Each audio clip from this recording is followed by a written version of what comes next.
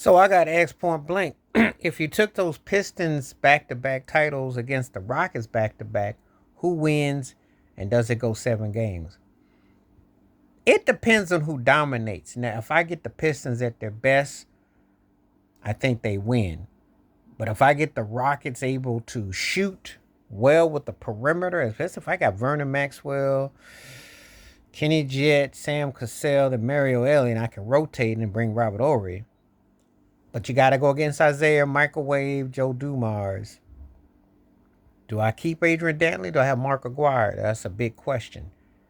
The size in the box is going to be very telling. Lambeer, Rick Mahorn, and if I kept Mahorn, if I got James Edwards, and of course Dennis Rodman, who's the wild card. That's an interesting matchup inside, and of course with Elijah on the other side. So it depends on what strategy. Does Rudy T overcome what Chuck Daly's throwing around? That is an interesting mix. So if you ask me hypothetically who do I think was the better of the better, I'm going to break it down like this. Isaiah Thomas is a top 5 point guard. Olajuwon to me is just outside the top 5 centers, but they almost cancel each other out. So let's just say they cancel each other out. Then I got to get into different matchups. Whose bench impressed me the most? Who brought it light and day?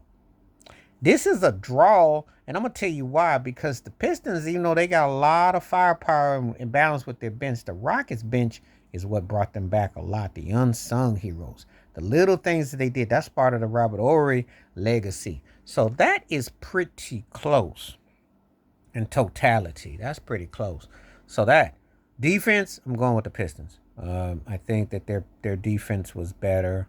I think that they adapted to whoever they had to adapt to, and anybody that was gonna, when you can hang with the Lakers, the Rockets didn't have that kind of didn't have the kind of firepower that the Lakers did.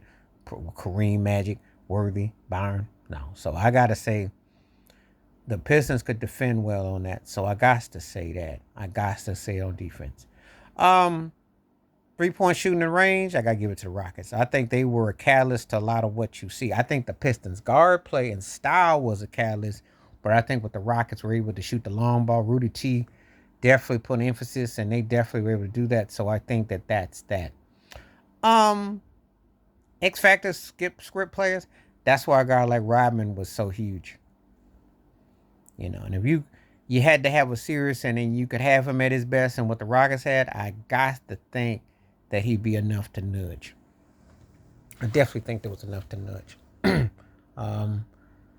So when I take that in consideration, in all honesty, and at their best and their best, I think the Pistons would win in 6. If I took the Pistons back-to-back chip run and the Rockets.